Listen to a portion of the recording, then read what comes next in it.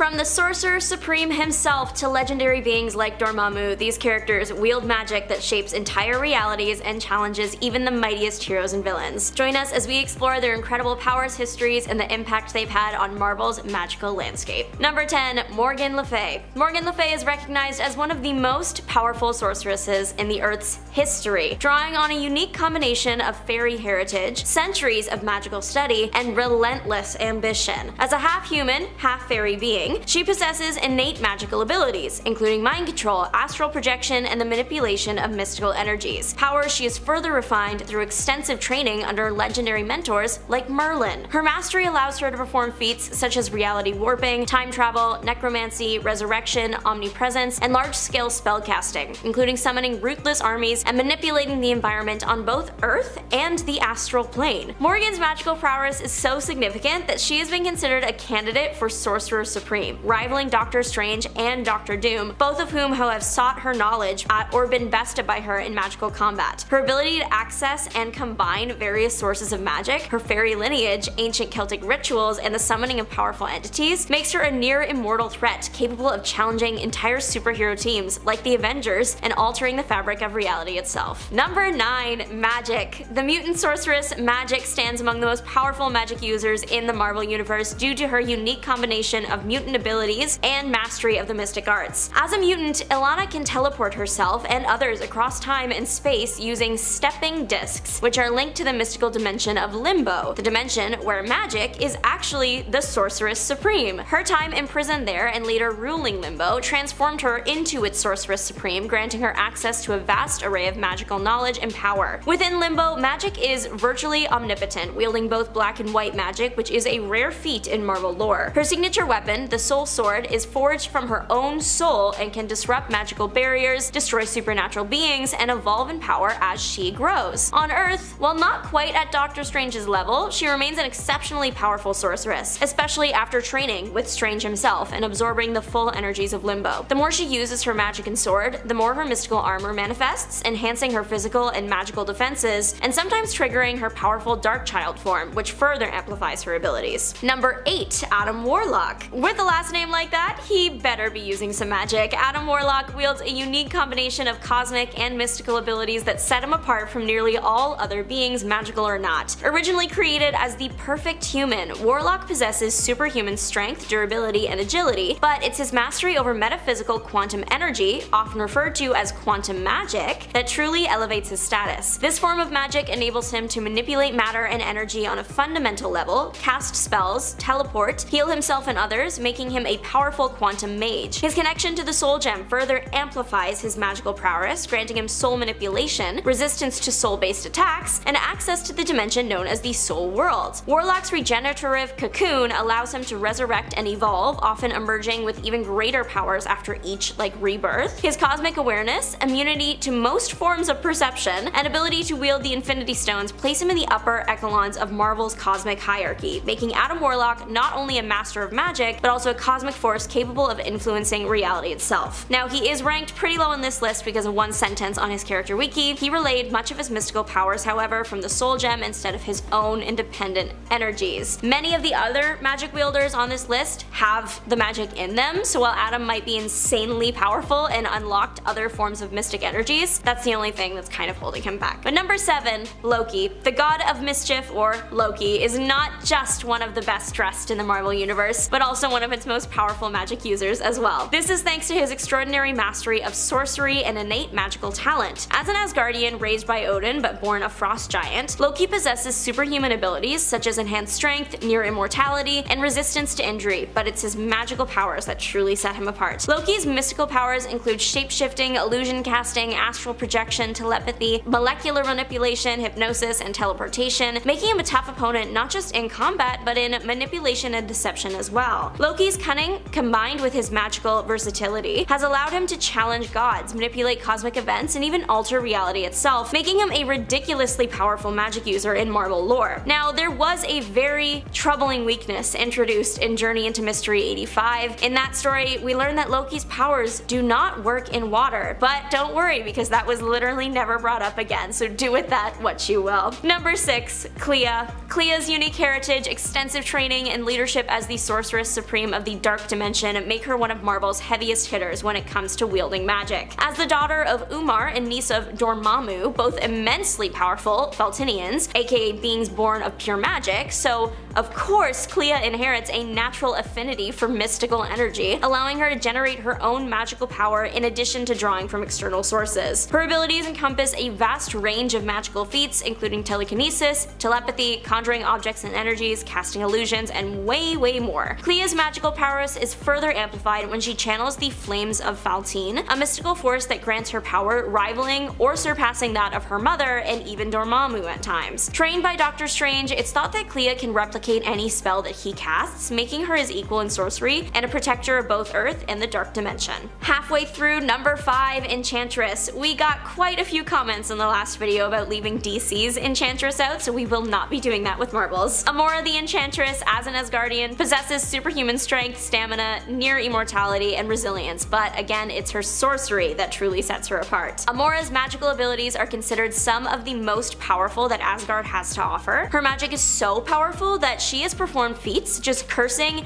the entire Earth, reanimating the deceased, and casting spells that even Odin could not reverse. Amora's seductive magic, which can control men with a kiss, and her ability to manipulate minds and emotions make her a uniquely dangerous adversary. She has even hidden herself from Doctor Strange and the Eye of Agamotto. Her combination of magical prowess, cunning, and centuries of experience cements her reputation as a dominant force in the realm of Marvel magic. Number 4, and I know y'all were just waiting for this one, Doctor Strange. Doctor Strange is widely regarded as one of the most powerful magic users in the Marvel Universe due to his mastery of the mystic arts and his role as the Sorcerer Supreme. He wields a vast array of magical abilities, allowing him to conjure complex spells for both offense and defense, such as binding opponents, creating nearly impenetrable shields, and unleashing devastating energy blasts. Whatever the problem is, chances are Doctor Strange has a spell for it. His magical prowess is further enhanced by legendary artifacts like the Cloak of Levitation, which grants him flight, and the Eye of Agamotto, which enables him to manipulate time and reveal hidden truths. Doctor Strange's training under the Ancient One gave him access to ancient knowledge, forgotten spells, and the ability to interact with interdimensional beings and traverse the multiverse, skills that set him apart from most other sorcerers. His unique combination of spellcasting, artifact mastery, and deep understanding of cosmic and interdimensional threats make Doctor Strange a crucial defender of Earth and reality itself, earning him the reputation as the mightiest magician in the cosmos. And if we are looking strictly at the MCU, the man held off Thanos while the Mad Titan had literally so many Infinity Stones and Strange had none. Number 3, the Scarlet Witch. The Scarlet Witch is recognized across universes as one of Marvel's most powerful magic wielders due to her unique ability to wield chaos magic, which allows her to alter probability, manipulate reality, and even reshape the fabric of existence itself. Initially introduced with hex powers that caused improbable events, Wanda's abilities evolved dramatically over time, especially after she learned to channel the chaos magic, an ancient and nearly limitless force connected to the demon Chthon. This power enables her to perform feats such as resurrecting beings, warping reality on a massive scale, and even eliminating an entire genre of human being, as seen in the House of M storyline, and overpowering other powerful magic users and cosmic entities. In both the comics and in the MCU, it is stated that her magic surpasses that even of the Sorcerer Supreme, and her reality-altering abilities put her at the center of some of Marvel's most consequential events, making her a figure feared and respected by heroes and villains alike. She also has the potential to become the ultimate nexus, and if that were to happen, it could shatter space-time, which is just fabulous and not stressful at all. Number 2, Dormammu. Dormammu, I have come to bargain. Dormammu holds a mastery over mystical energies, reality manipulation, and his unique origins as a Faltine, which are beings born of pure magic. Well, when you put that all together, it's not hard to see why he is so high on this list. As ruler of the Dark Dimension, Dormammu draws limitless power from this realm, granting him essentially limitless abilities. He is immortal, virtually indestructible, and can reshape reality itself, making him a threat not just to Earth, but to the entire universe and even the multiverse. The good news is he does have a major weakness. His powers aren't as strong when he's outside of his own realm. That doesn't mean that he's an easy target, just a more manageable one to fight on Earth. Dormammu's strength is so vast that he has personally defeated cosmic entities, rival gods like Odin and Eternity, and is considered far more powerful than other notorious Marvel sorcerers and demon lords. Despite his overwhelming might, Dormammu's arrogance and unpredictable temperament often lead to his downfall, but his status as Doctor Strange's most terrible foe and a universal level threat is undisputed. And finally, number 1,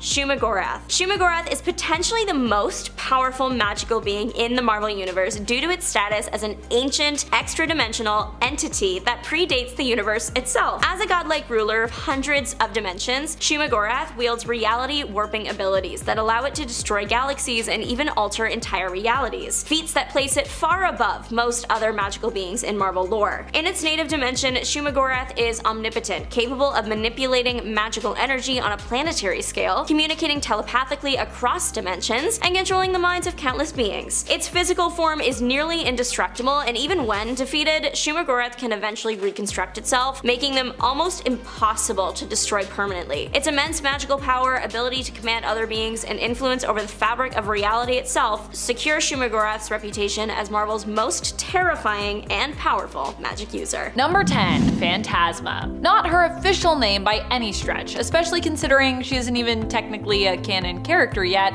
or even a confirmed variant of any kind. Who are we talking about here then? Phantasma was the name given to the Ghost Rider Champion's variant cover character that Luciano Vecchio gave to the variant he was prompted to design for the series. For the new Champions team, Marvel decided to try out a series of variant covers with ideas of what imagined sidekicks or established heroes could look like, and it's been suggested that some of the characters we see on the covers could even be making their way into canon. Regardless of whether they are considered canon or not, in regards to Marvel, I always think if a variant appears somewhere, even on a cover, it's possible that somewhere in the multiverse they could exist. And that could just be the case with Phantasma as well. After all, there are infinite realities. So if a character appears somewhere, even in a dream, I'm always like, that's probably a real character somewhere. And friends, before we move on to our next spot on this list, if you love what we do here at Top 10 Nerd, be sure to show us you love us by clicking that like button. Seriously, it's good for you, it's good for me, it's good for the whole world. Number 9. Manitou Dawn. In the Prime Earth continuity, Manitou Dawn is an ancient and powerful magic user who originally came from Atlantis. After Atlantis sank, she was one of the few who survived this event and migrated, coming to America.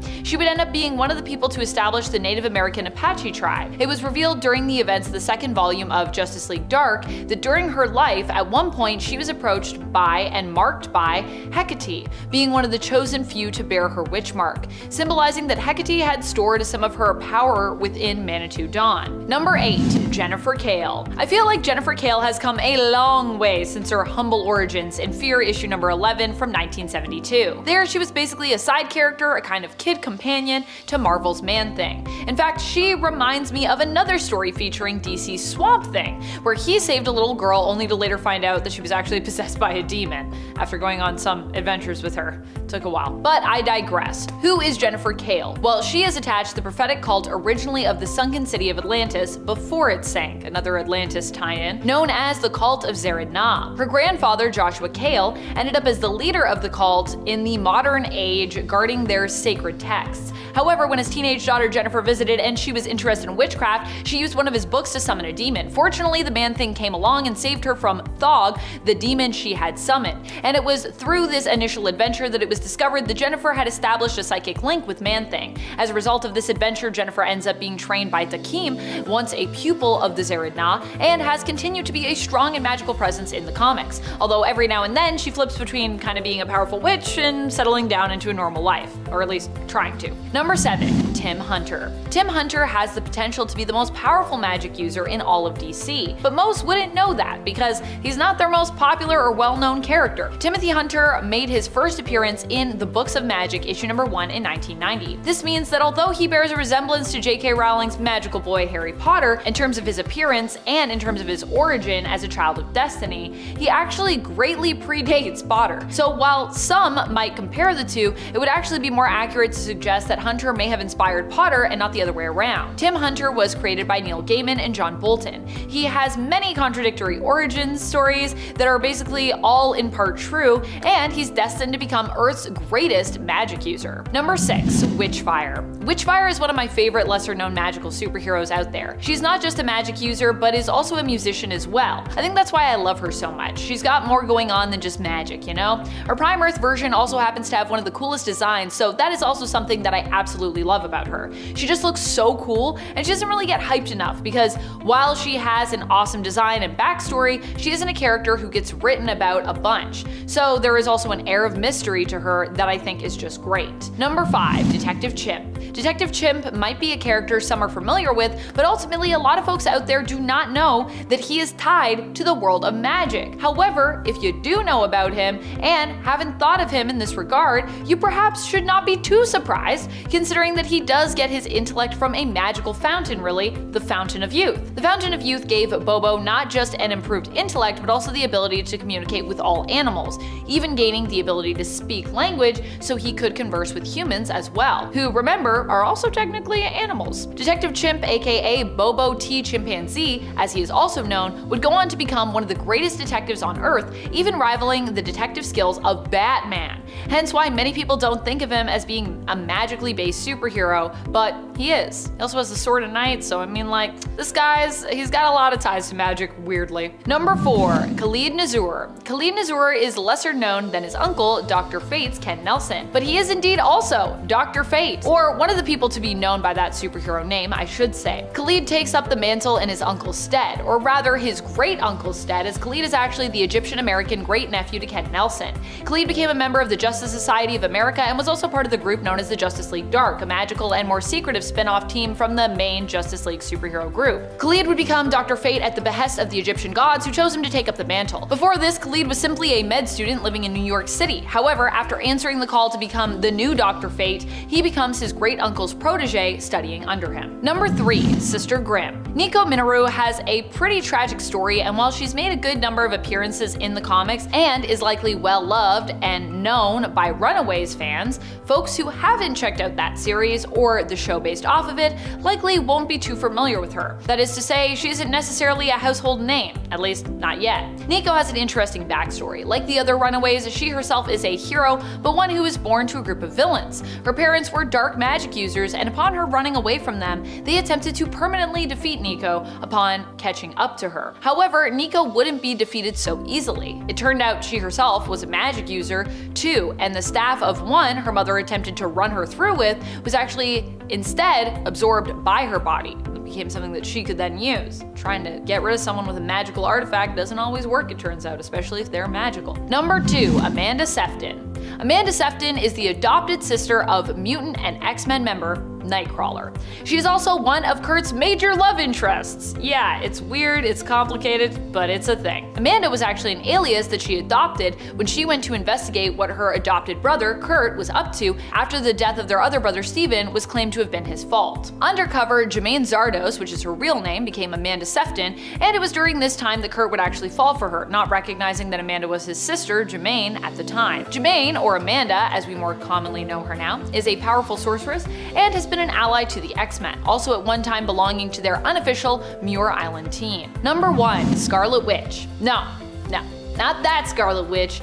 This Scarlet Witch. Natalia Maximoff is the mother of Wanda Maximoff, but many people don't think about her or even know of her because Wanda's origins are so convoluted and complex. When most people think of Scarlet Witch, they think of her and her brother Quicksilver as the mysterious children of Magneto. However, this was later retconned in the comics, and it was revealed that her birth parents were actually Natalia, the Scarlet Witch, and an unnamed man, known only as the Scarlet Warlock. In attempting to rescue her children from being kidnapped by the High Evolutionary, Natalia perished. Yeah, that's also a whole other thing. So Wanda now has a birth mother who is a magic user whom she inherited her powers from, as opposed to them really being a mutant in origin, especially because she's no longer a mutant either. Since her mutant genes were created to disguise that she and her brother were actually experimented on by the High Evolutionary. Why? I don't know. He's the High Evolutionary. He's weird, I guess. These magic wielders shape the fate of worlds with spells, ancient knowledge, and raw arcane power. Let's explore who commands the greatest magical might in the DC multiverse. Number 10, Zatanna. If we are starting with Zatanna, you know that this list is about to pop off. Zatanna is considered one of the most powerful magic users in the DC universe, surpassed by few due to her mastery of logomancy, a unique form of magic where she casts spells by speaking backwards. backwards, allowing her to manipulate mystical and cosmic forces with precision and creativity. Her heritage as a Homo Magi and descendant of powerful magical lineages grants her exceptional control over magic beyond typical sorcerers. She can perform a vast array of magical feats such as teleportation, elemental control, mind manipulation, healing, and reality alteration, often making the impossible possible. As a founding member and frequent leader of the Justice League Dark, Zatanna has repeatedly faced and overcome formidable mystical threats, proving her competence and power. Her abilities are enhanced by her inventive use of magic and her deep knowledge of various magical disciplines. While her powers rely on verbal commands, which can be a vulnerability, her willpower and confidence directly affect her strength, making her a dynamic and powerful sorceress in the DC universe. Number 9. Circe.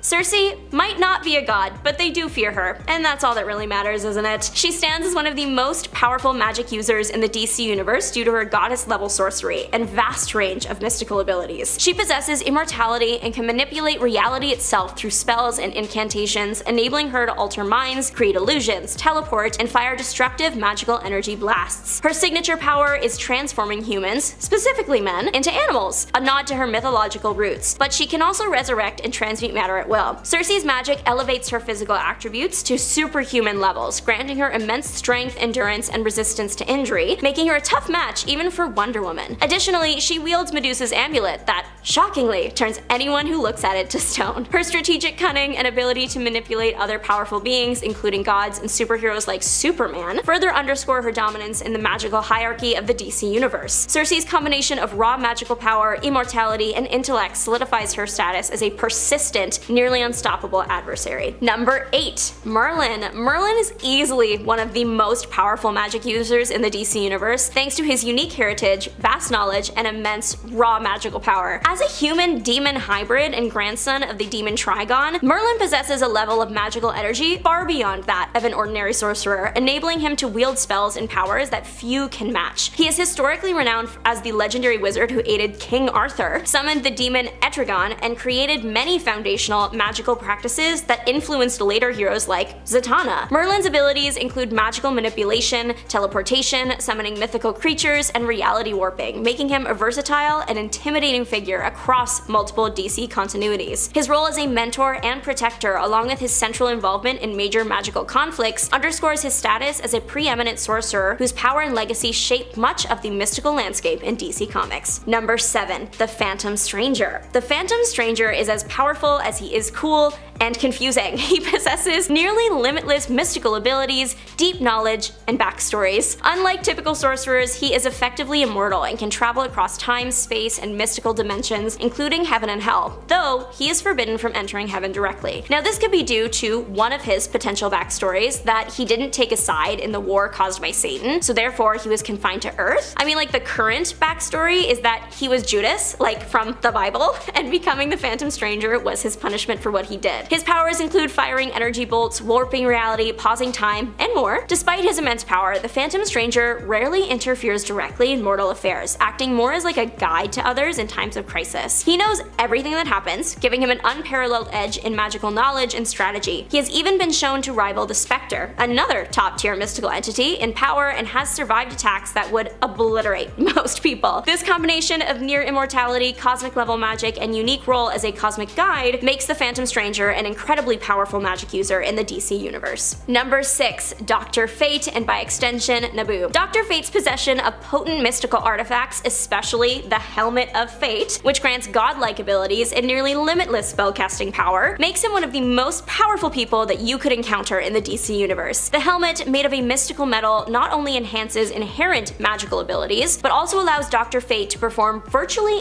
any mystical feat, including clairvoyance, transdimensional teleportation, and manipulation of elemental forces. Beyond the helmet, Dr. Fate wields other powerful artifacts such as the Amulet of Anubis and the Cloak of Destiny, which provide additional magical protection, strength, and resistance to chaos magic. His connection to the Lords of Order and Chaos, particularly the spirit of Naboo, which often guides him, further amplifies his power and knowledge, making him capable of counteracting spells and accessing vast arcane knowledge stored in the Tower of Fate. While other magic users in DC are intimidating, Dr. Fate's combination of artifacts, mystical knowledge, and divine divine patronage place him at a near omnipotent level in magical prowess, making him a nearly unmatched sorcerer in the DC universe. But not quite unmatched, because we're halfway through. In spot number 5 from the 5th dimension is Mr. Mxyzptlk. Please don't come for me on how to say this name, please. It is just basically a keyboard smash and I'm struggling. Mr. Mxyzptlk is considered the most powerful magic user in the DC universe, primarily due to his reality warping abilities as a 5th dimensional imp. His powers transcend the physical laws of the 3rd dimension, allowing him to manipulate reality itself in virtually any way he imagines, making him effectively omnipotent with his scope of influence. Unlike traditional magic users that rely on spells or artifacts, Mxyzptlk's abilities stem from his 5th dimension nature, which can appear as magic or hyper-advanced technology. He can teleport anywhere, alter matter, control time, and even create or destroy entire dimensions effortlessly. His immortality and immunity to physical harm further emphasize his godlike status. The only significant limitation to his power is that saying or spelling his name backwards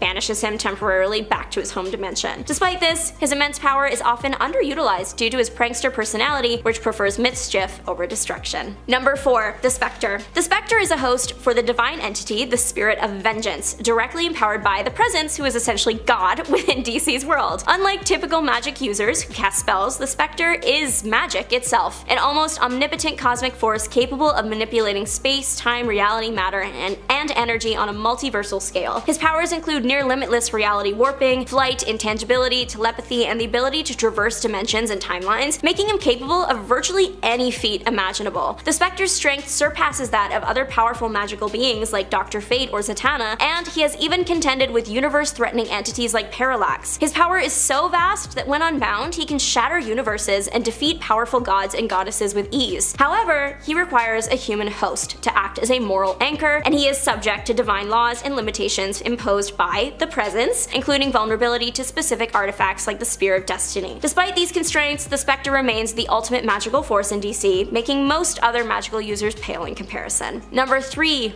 Raven. Raven is considered one of the most powerful magic users in the DC universe due to her unique heritage and vast array of mystical abilities. As the daughter of the demon Trigon and a human mother, she possesses a supernatural lineage that grants her exceptional empathetic powers, allowing her to sense, absorb, and manipulate emotions, even to the extent of healing others by taking on their pain. Her signature ability, the Soul Self, is an astral projection shaped like a giant bird that can travel vast distances, become intangible, absorb energy, and subdue foes, effectively acting as both a shield and a weapon. Beyond empathy and astral projection, Raven has mastered chaos magic, teleportation, telekinesis, shadow manipulation, hypnosis, and even limited precognition, making her a versatile and dangerous sorceress. Her training under mystical beings further honed her skills, enabling her to cast powerful spells, manipulate dark energies, and traverse dimensions. Despite her demonic heritage posing constant risks, Raven's control over her powers is so advanced that she is regarded as a skilled teacher of the mystic arts and a key member of teams like the Teen Titans, Justice League Dark, and Sentinels of Magic. Her combination of raw magical power, empathetic abilities, and mystical knowledge places her among the top tier magic users in the DC universe. Number 2. Trigon. Trigon is the father to Raven and considered way too powerful for the universe's good. As a demon of immense power, he possesses superhuman physical attributes: flight, eldritch blast from his multiple eyes, teleportation, matter manipulation, resurrection, time alteration, reality reconstruction, and universal force warping. He can shapeshift, devour souls, control minds, and create complex illusions, making him a frightening sorcerer and manipulator of mystical energy. So basically, he can do anything he wants. Trigon's power extends to manipulating the space-time continuum, accelerating entropy, and commanding vast armies of demons. He is immortal with superhuman regeneration and near invulnerability, and can destroy entire planets, and his ability to manipulate life and death, as well as his soul-draining powers, that just further elevates his terrifying status. Trigon's power is so immense that he has been compared to entities like the Spectre and has survived battles against ultimate beings, showcasing his dominance over other powerful villains such as Darkseid. His reality warping and time manipulating capabilities, combined with his demonic and divine powers, making him arguably the most terrifying and potent magic user in the DC multiverse. And finally, Hecate. Is it cheating to put the goddess of magic on here? No. Hecate is considered the most powerful magic user in the DC universe due to her status as an ancient goddess and the source of all magic. She was one of the first gods to exist, born from the sphere of the gods, and she gifted humanity a portion of her magic, laying the foundation for all magic pantheons. Hecate broke her magic into 5 parts, branding it onto chosen women, including Wonder Woman, to safeguard her power and eventually reclaim it. Her magic is so immense that when Wonder Woman was under Hecate's influence, she demonstrated reality-altering feats such as raising buildings, reshaping cities, and tearing open portals to other realms. Actions that could have erased parts of Earth and reality itself with ease. Hecate's powers extend beyond raw magical energy to rewriting the fundamental rules of magic, controlling other powerful magical entities, and manipulating reality on a cosmic scale. This combination of ancient origin, vast magical abilities, and influence over the very fabric of magic itself cements Hecate as the most powerful magic user in the DC universe. Number 10. Spiral. I always forget that Spiral has magic, but not today! Today we're going to hype her up. Spiral is known for being a villain to the X-Men. She is an agent of Mojo's from the Mojoverse, who typically folks know from the comics for her focus on manipulating and altering characters by giving them cybernetic parts or upgrades. She was the one responsible for giving Psylocke, Betsy Braddock, her purple cybernetic eyes, and also had a hand in the whole body swap merge fiasco with Betsy and Quanon. However, aside from all that weird problematic stuff, Spiral is also a magic user. It's true, she uses dance moves with her 6 arms to not only wield weapons and fight against her opponents, but also to cast various spells, which she can even use to do things like heal, teleport, turn invisible, and even temporarily remove or disrupt the superpowers of her opponents. Pretty fun stuff. Number 9. Mephisto. Mephisto is often thought of as the devil of Marvel. He rules over his own hellish dimension and is known for making lots of contracts with heroes that usually results in them being very unhappy in the end, despite getting apparently what they wanted. They'll be like, I want this, and then unfortunately with a lot of the catches that come with it, you end up pretty unhappy. But Mephisto's like, hey, you got what you wanted. Much like the devil in various tales and lore, he's not someone you want to make a bargain with, as typically there are conditions, which means that Mephisto often comes out on top. Mephisto is both demonic and magical in terms of his origin and classification in Marvel's various realms of categories for characters. And if he plays his cards right, he can even use his powers to warp reality, which we've actually seen him successfully do with feats like erasing Mary Jane and Peter's marriage. And what's more, it's a reality warp that actually stuck, which is kind of rare in the world of comics. Mephisto is also a formidable foe in one-on-one combat, being that he is also super strong, durable, fast, and virtually immortal. Number 8. Wong. Wong is having a big glow up right now when it comes to his power levels, and I am super here for it. I am here for Phase Wong from the MCU. Let's go. Wong was introduced to us in the MCU as the right-hand man to Doctor Strange, and in the comics, he serves a similar purpose. But more recently in the Marvel Cinematic Universe, where Wong is played by Benedict Wong, we learned that the character actually earned the title of Sorcerer Supreme himself, being chosen after Doctor Strange was blipped out of existence during the events of Avengers Infinity War. We can expect to see Wong become even more of a powerhouse in Doctor Strange in the Multiverse of Madness, as his cameos in Shang-Chi and the Legend of the Ten Rings and Spider-Man No Way Home seem to imply. Although he takes a back seat in No Way Home, he's also the one who basically warns Strange against using the spell which basically cracks open the multiverse. Oops. Steven, you should have listened to Wong. Number 7. Enchantress. Enchantress is often bested by her rivals, but that doesn't mean that she doesn't put up an immense fight. And it doesn't mean that she hasn't come close to winning before either. Many times Enchantress has plotted or schemed to take over the world or acquire for herself immense levels of power, and has come dangerously close to winning the day before.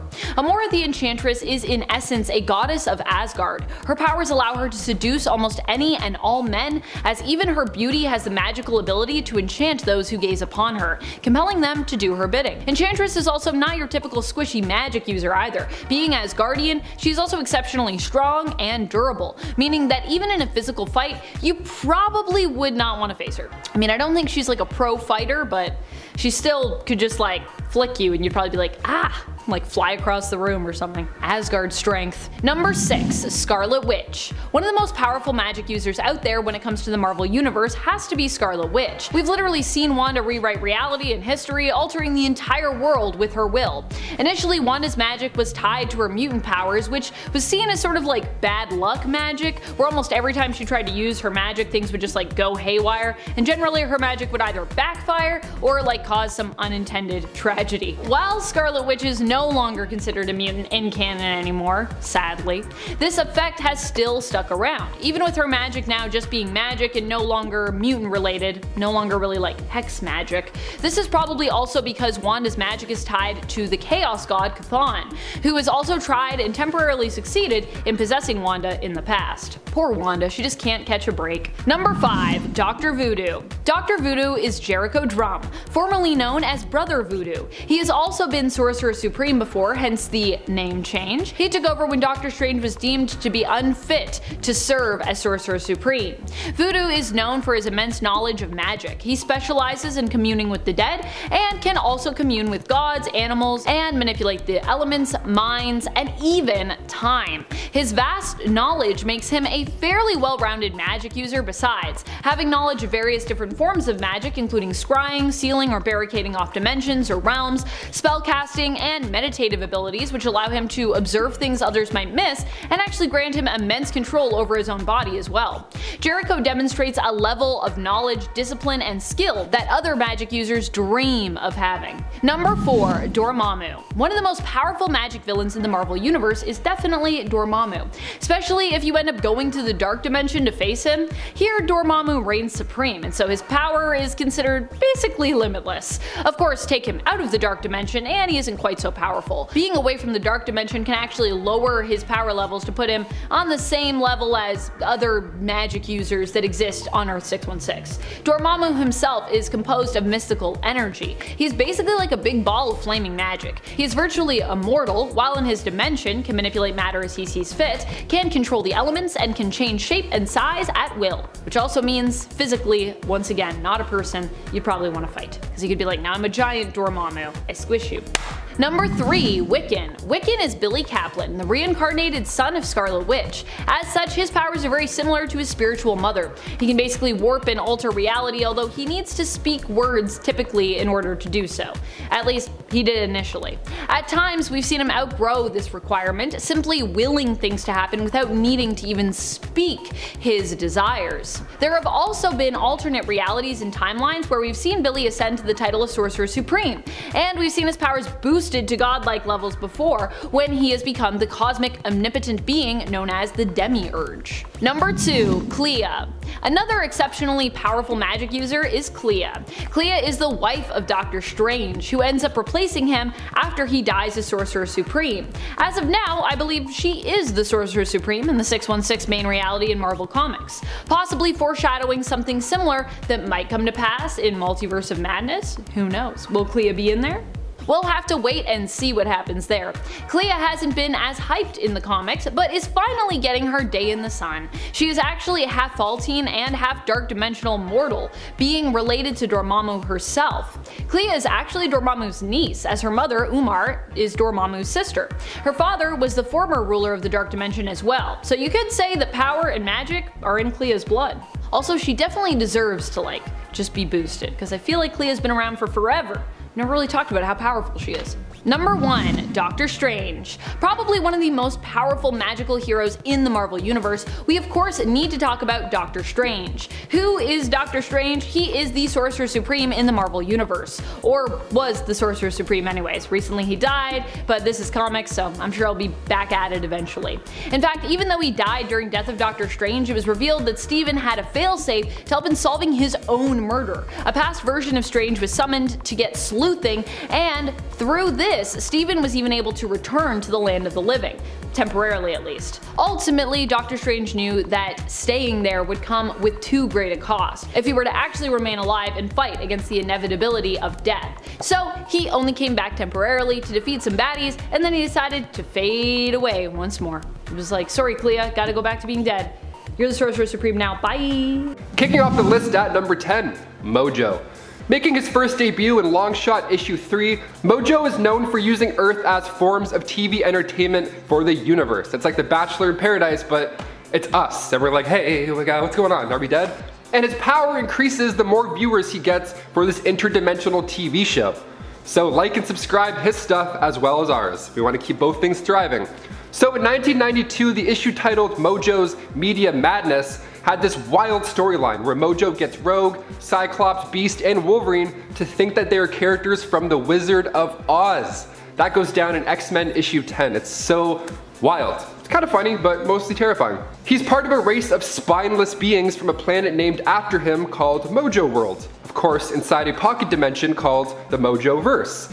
We get it, dude. It's all about you, okay? Cool. So this race of spineless beings were slowly going crazy over time because TV signals from another space-time continuum were scattered into their timelines. He's a powerful sorcerer, obviously because of his list, and we're not exactly sure just how far his magic can go. To be honest, I was leaning a bit towards Mojo being the mastermind behind the WandaVision plot. I thought he had something to do with it, but thankfully it was Wanda and her powers were just finally coming through, all those crazy powers, which I'll be talking about a little bit later in this list. And before we go to number 9, if you guys could go ahead and give this video a thumbs up. It's this one, not that one, so make sure you hit that one right there because it helps out our channel so much. You guys are the best. Now back to some more evil magic users. Number 9, Spiral. Rita Wayward made her debut in Longshot issue 1. She's actually a loyal servant to that spineless whack job that I just mentioned. But it didn't start that way, of course not. Ricochet Rita was once a professional stunt performer. She became friends with a guy named Longshot who was from that Mojo-verse that I just talked about. She was attacked by this insane version of herself called Spiral that was from the future. So after that was taken care of, she decided to follow her heart and go back to that dimension with Longshot. And when they got there, Longshot couldn't pull through and they both were captured by Mojo. What a dick. See, Longshot's mind was wiped for getting Rita, which is so sad already, but for Rita, it just got worse. Mojo got his scientist Ares to modify her mentally and physically. So now she's got 6 arms. 1, 2, 3, 4, 5, 6. Sorry editors, you can add those or you can't add them. I know it's a lot of work. So now she has 6 arms. She turned her hair gray and now she could see other dimensions. That's crazy, quite the upgrade. She was a twisted little version of Mojo and she got trained in the dark arts of magic and body modification. And as you may have guessed, that future version of her was just that. Mojo sent her new and improved self to go back in time and attack her past self. Number 8, the Dire Wraiths. Back when the Skrulls were still in their early stages of existence, the Celestials came to Skrullos and experimented on all of these life forms. Now, some of these Skrulls grew up to become the Dire Wraiths. They studied black magic and they got out of Dodge. They were like, cool, good info, you guys are all pretty nuts, we're out of here. They used magic and technology to take on the form of other species, and they would try and take over the world with these abilities. They're bad guys.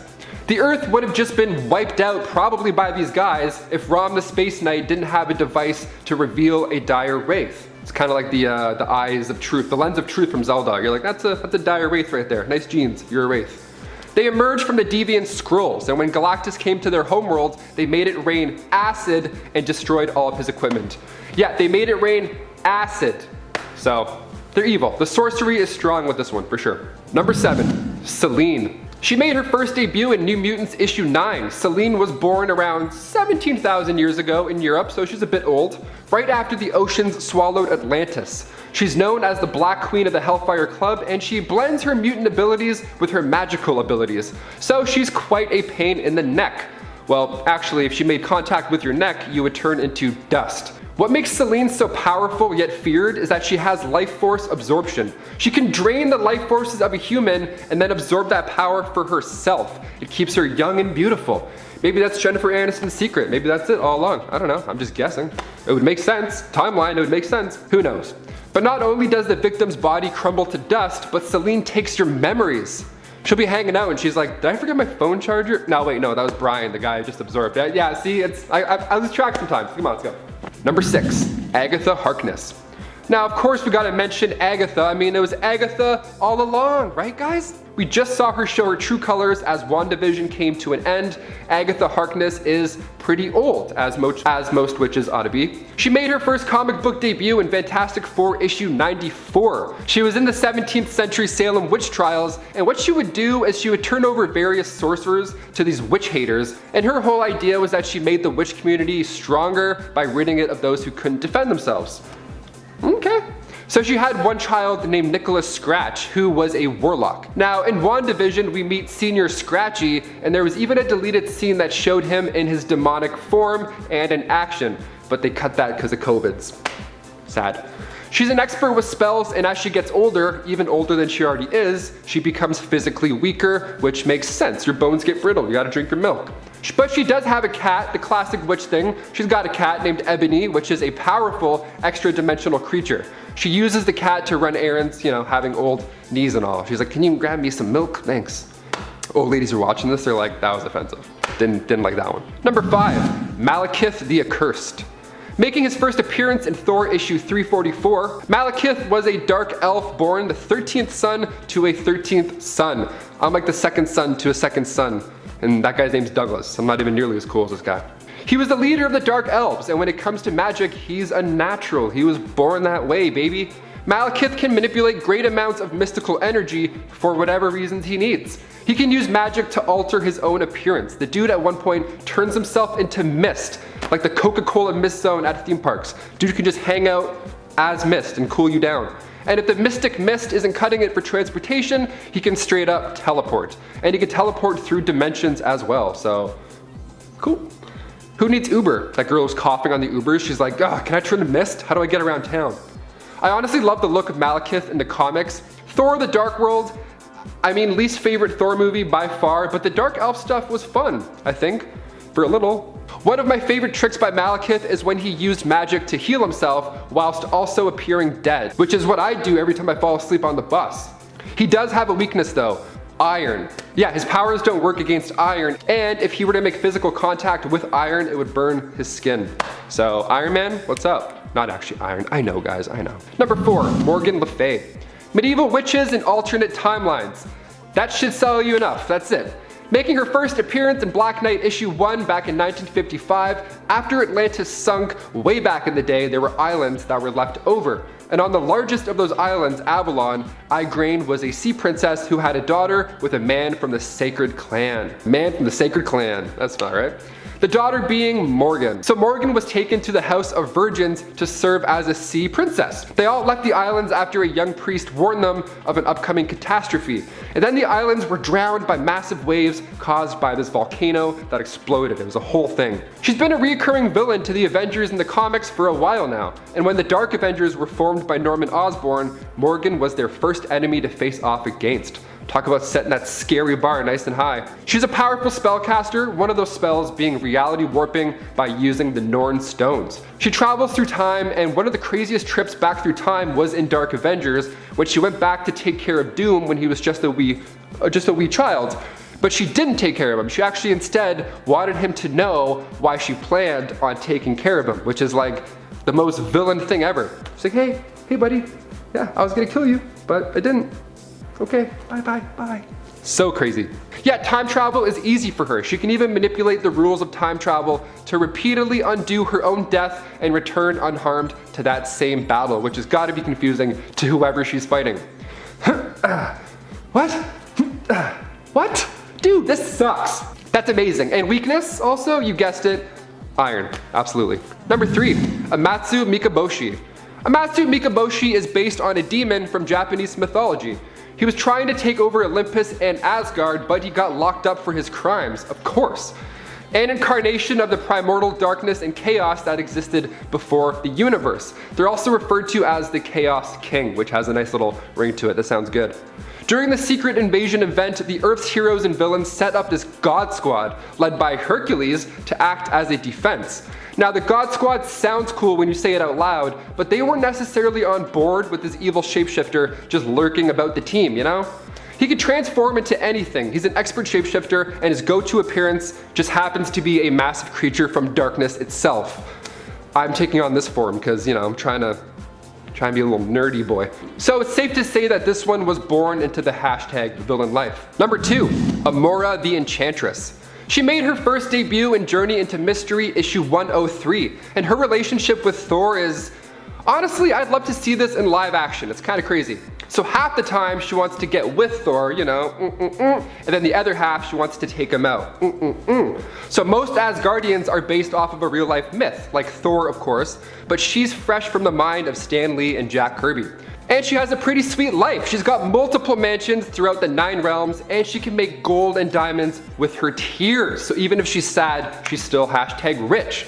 So she's really good at seducing people. For example, Scourge, she would seduce him into helping her with her evil plans, and he was so into her that he wouldn't even care. He would just do anything to help her out. He was kind of whipped. Meanwhile, Amora wouldn't follow through with her side of the deal. She would just play hard and get it. She's like, yeah, you want that? Go do something. Go cover my shift. I'm not doing that for you. Bye.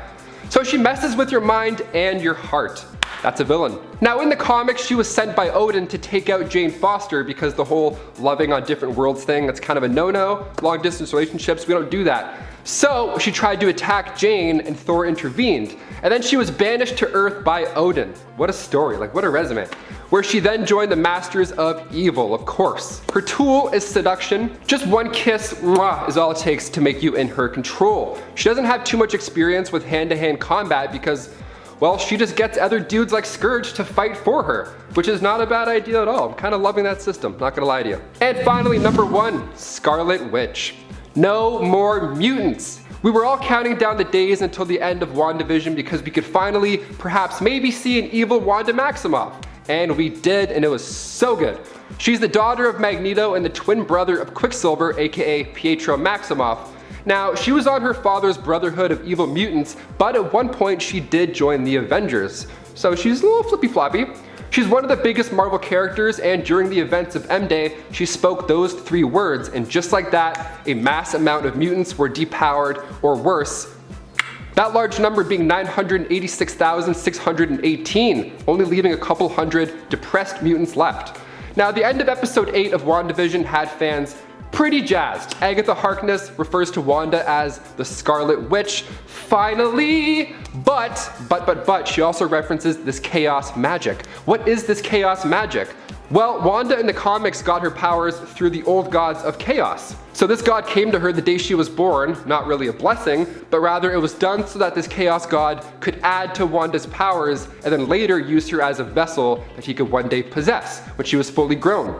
And we see this take place in Avengers issue 186. Now with WandaVision's ending, it seems like the MCU is going to start kind of leaning into this villain role for Wanda, because last we saw her, she was studying the Book of the Damned. There was ominous music, she was floating, doing some witch stuff. I'm excited for Doctor Strange in the Multiverse of Madness. I'd love to see Elizabeth Olsen go dark. She's an amazing actor. Holy. And at number 10, Punk Mambo. From the Valiant universe, Punk Mambo is a series about a hard-living voodoo priestess. Raised in London, relocated to the Bayou. A mystical mercenary for hire, often helping the wayward, troubled, and damned with what afflicts them, she does it for a price, often a steep one. Mambo, whose real name is Victoria Greaves Trott, is described as a street-savvy British punk with a rich cultural history of voodoo, and she battles the forces of evil too. So, what is this priestess capable of? Astral projection, hypnosis, illusion casting, magic, duh, necromancy, longevity, she doesn't age, and unarmed combat. She also has enhanced senses. Neat. Next up, in at number 9, Blue Boy. Blue Boy is a character from Fables, a series published by Vertigo, which, yes, is owned by DC, but cut us some slack here, friends. The series features characters from fairy tales and folklore who call themselves Fables, and live in a centuries-old community within New York City after their homelands were conquered by a deadly and mysterious enemy known as the Adversary. Blue is known as a hero, and he was a former farmhand and warrior before becoming a clerk at the business office in Fabletown. And he's magical! He's immortal, as all Fables are, and carries around something called a Vorpal Blade, which can cut through most spells and enchantments. He also has a witching cloak which acts as an impregnable armor that cannot be burned, stretched, or ripped. It also has an endless personal carrying capacity and can give the wearer shapeshifting abilities. I mean, crap, hook me up with one of those please. Where do I buy on Amazon? And at number 8, Marco. From from Saga. While Saga hardly feels like an indie comic these days and is published by Image Comics, it's definitely by far one of the best and most popular series outside of DC and Marvel series. Saga is the story of a fugitive family struggling to survive a galactic war between the Wreath and the Landfall. Alana and Marco, our somewhat protagonist parents, were born on opposite sides of the war, becoming star-crossed lovers who have a child, Hazel, who narrates the series. It's a sci-fi meets fantasy, and it's got its fair share of magic. Marco was born on Wreath and has magical abilities that are quite unique. He has disintegration abilities in which he uses the ingredients of secrets to disintegrate hostile plant life. He can use binding spells to trap enemies together. He has healing abilities, but for healing big wounds he requires snow as an ingredient in the spell. Now that last one is something that he can only do to others born on Wreath if he needs to heal them. And he's also capable of electrokinesis, in which he can summon lightning strikes. Up next, number 7, Dee from Rat Queens. Dee, which is short for Delilah, is a human cleric, an atheist, and a character who hails from a family of Lovecraftian monster cultists who praised a flying squid god called Nyrgoth. Ngryoth? I'm probably saying that wrong. It's a squid god, so cut me some slack. She used to be the high priestess of said cult, but having become disillusioned by the horrible things her family worshipped, she left and began to travel on her own, which is how she met the other rat queens in the series. These days she mostly uses her magic for healing, but is also capable of necromancy, and she is skilled with a dagger. In at number 6, Snow White. Snow White is the deputy mayor of Fabletown, and is one of the main characters we follow throughout the series of fables. She was the first wife of Prince Charming before falling for Big B Wolf and getting married to him. So, what is Snow capable of? A lot, actually. She's pretty bad. For starters, she's immortal like all fables, but her magical abilities are where it's at. She is a descendant of a particularly magical line, inheriting great natural power, and she reeks of elegant energies, according to Prince Brandish. She can conjure armor and weapons, and she can fly, which is pretty darn cool.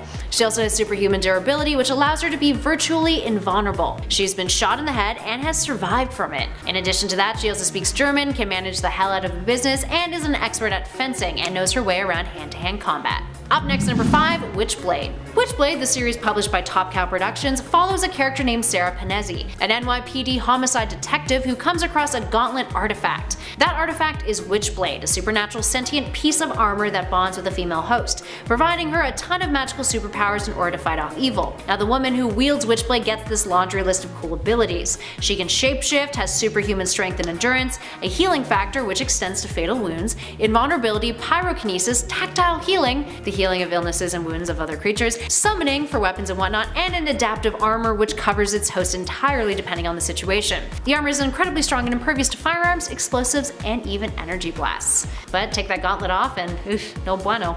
Moving on to number 4, Lucifer. The Wicked and the Divine is a really awesome series. It's a contemporary fantasy comic book published by Image Comics, highly influenced by pop music, and follows various mythological deities. So of course Lucifer the fallen angel is in it. Lucifer is the devil and one of the gods of the pantheon in the Divine and the Wicked. She's pretty impressive in terms of her abilities. She's a pyrokinetic, able to produce fires as she pleases, and the ability to cause foes to combust. She can also use the ability to cause foes to combust, create entire walls of fire, or use it with such precision as to destroy bullets. She can also use this fire as a force field to protect herself, and she has the ability to grant powers to an extent, and can teleport to the underground. Speaking of the Divine and the Wicked, that brings us to our next number. In at 3, Laura Wilson. The narrative of the Divine and the Wicked follows our number here, Laura, who interacts with the Pantheon, a group of 12 people who are reincarnated deities. They end up getting supernatural powers, but there is a stipulation. They will die within 2 years as part of a 90-year cycle called the Recurrence. Laura briefly becomes the reincarnation of Persephone, the goddess of springtime, vegetation, flowers, fertility, nature, death, rebirth, and of course, the queen of the underworld. Moving on to number 2, Frau Tokenkinder. Frau Tokenkinder is from Fables, and she's known as the Black Forest Witch. She's a powerful member of the 13th floor in Fabletown, the group of witches and sorcerers who provide enhancements and spells that keep the community safe and cloak the magical nature of its inhabitants from the outside world. Often her spells come at a steep price. She's been around since the Paleolithic era. Her natural form is a beautiful young woman, but she normally appears as old. Also, she passed away. She's the former leader of the 13th floor. So when she was alive and kicking, what could she do, magically speaking? Well, for starters, she was immortal. She used to sacrifice 2 children a year so she wouldn't age. That is intense. She was capable of precognition, witchcraft that allowed her to self-resurrect, create her own spells, including the death curse, curse others, of course, magical energy blasts, elemental manipulation, mind control, shapeshift, transmutation, portal creation, magical tool creation, and also had an extreme knowledge of all things occult. Yeah, not too shabby. And finally, and at number 1, Anake. Anake is the personification of inevitability, compulsion, and necessity in the divine and the wicked. Anake has immense powers and is considered one of the most powerful gods in the series. She is the one who acts as an advisor to the Pantheon, informs them that they are gods, and begins their incarnation. While she cares a great deal for the others, she always prioritizes the recurrence over the lives of the individuals. So, what can she do? She is capable of divine incarnation and bestowing powers, being the one who is in charge of each individual's ascension into godhood. She grants them the divine powers. She can manipulate and project energy. She likes to explode heads, and has a great deal of control over said power. She can atomize humans if she chose to do so. She can project force fields and siphon energy, and she's got an immense tolerance to pain. She's immortal, duh, and can split her consciousness into 2 entirely different bodies.